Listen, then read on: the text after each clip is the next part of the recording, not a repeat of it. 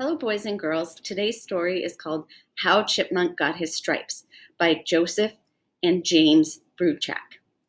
This is a folk tale, which means it teaches a lesson.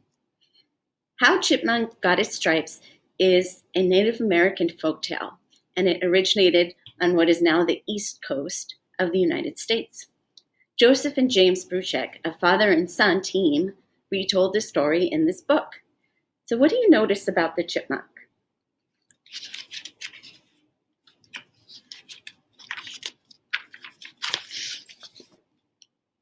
One autumn day, long ago, Bear was out walking. As he walked, he began to brag.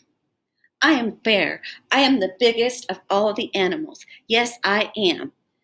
I am Bear. I am the strongest of all the animals. Yes, I am. I am Bear. I am the loudest of all the animals. Yes, I am. I am Bear. I am Bear. I can do anything. Yes, I can.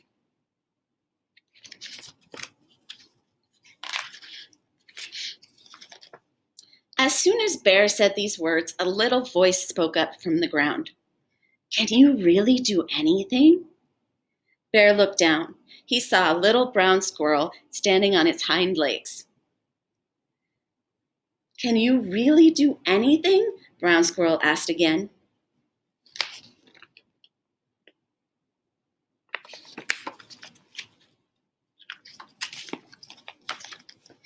Bear stood up very tall.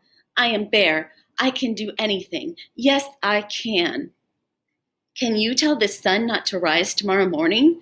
Asked Brown Squirrel. Well, I've never tried that before, but I am Bear. I can do that. Yes, I can. Bear thinks he can do anything, even tell the sun not to rise. What do you think about that?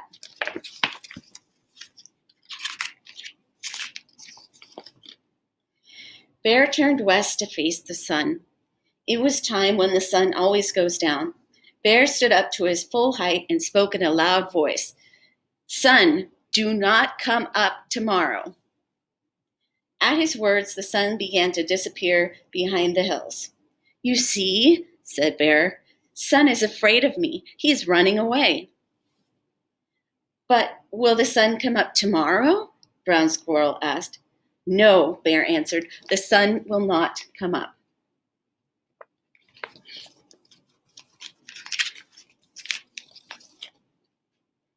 Then Bear turned to face east, the direction where the sun always comes up. He sat down. Little Brown Squirrel sat down beside him. All that night they did not sleep. All that night Bear kept saying these words. The sun will not come up, humph! The sun will not come up, humph! But as the night went on, Little Brown Squirrel began to say something too. He said these words.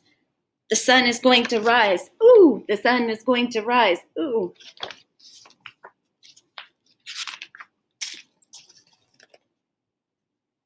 All through the night, they sat there. One by one, the animals gathered around them. Fox and wolf, deer and moose, rabbit and porcupine, hawk and owl, otter and beaver, frog and turtle, and even the little mice came. They wanted to see who would be right, Bear or Brown Squirrel. This is what the other animals heard. The sun will not come up, humph! The sun is going to rise, ooh! The sun will not come up, humph! The sun is going to rise, ooh! Finally, it was just before dawn, the time when the sun always used to come up. Look, said Turtle, a little bit of red is starting to show. Yes, said Owl, I believe the sun will rise today. Bear only chanted louder. The sun will not come up, humph! But right next to him, Little Brown Squirrel piped up, the sun is going to rise, ooh!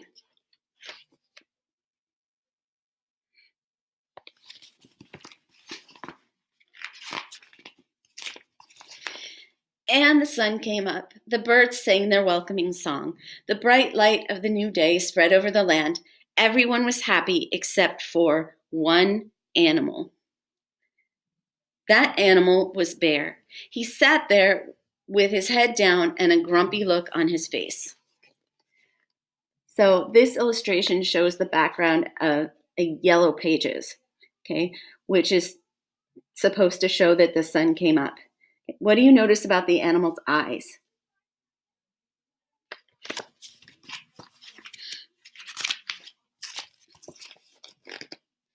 The happiest animal of all was Little Brown Squirrel. The sun came up, he chirped. The sun came up, the sun came up, the sun came up. Brown Squirrel was so happy he forgot what his wise old grandmother had told him when he was very young. Brown Squirrel, his grandmother had said, it is good to be right about something, but when someone else is wrong, it's not a good idea to tease him. Now, Little Brown Squirrel began to tease Bear. Bear is foolish, the sun came up. Bear is foolish, the sun came up. Bear is foolish, the sun came up. The sun...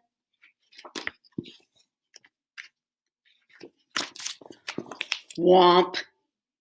Bear's big paw came down on Little Brown Squirrel, pinning him to the ground. Bear leaned over and opened his huge mouth. Yes, Bear growled, the sun did come up. Yes, I do look foolish, but you will not live to see another sunrise. You will not ever tease anyone else again. Because I, Bear, am going to eat you. Brown Squirrel thought fast. You are right to eat me, he said. I was wrong to tease you. I would like to say I'm sorry before you eat me, but you are pressing down on me so hard that I cannot breathe. I cannot say anything at all. If you would lift up your paw just a little, then I could take a deep breath and apologize before you eat me. That is a good idea, Bear said. If you would like, I would like to hear you apologize before I eat you.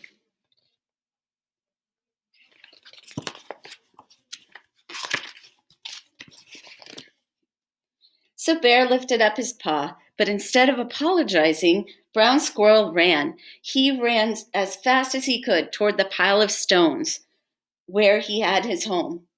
He had a tunnel under those stones and a nice warm burrow deep underground. Little Brown Squirrel's grandmother stood there in the doorway waiting for him. Hurry, Brown Squirrel, she said. Hurry, hurry.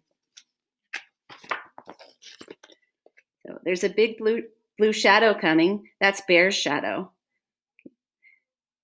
How do you think that Brown Squirrel is acting? Little Brown Squirrel dove for the door to his home, but Bear was faster than he looked. He grabbed for Little Brown Squirrel with his big paw. Bear's long, sharp claws scratched Brown Squirrel's back from the top of his head to the tip of his tail.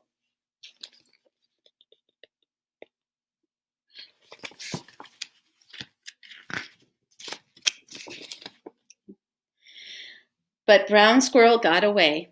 Deep down in his burrow, where Bear couldn't get him, Brown Squirrel curled up next to his grandmother and slept all winter while these scratches on his back healed.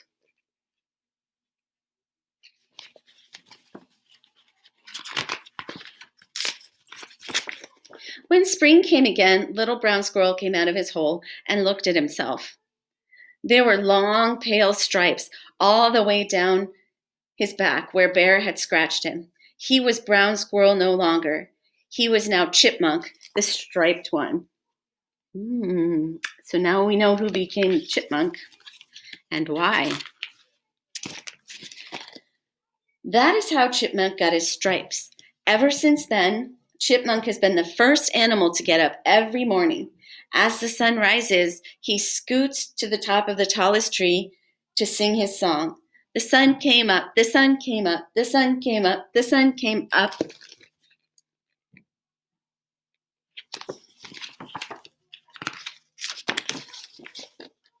And ever since then, Bear has been the last animal to get up. He doesn't like to hear Chipmunk's song. It reminds him, as it reminds us all, that no one, not even Bear, can do everything. Today's book, How Chipmunk Got His Stripes.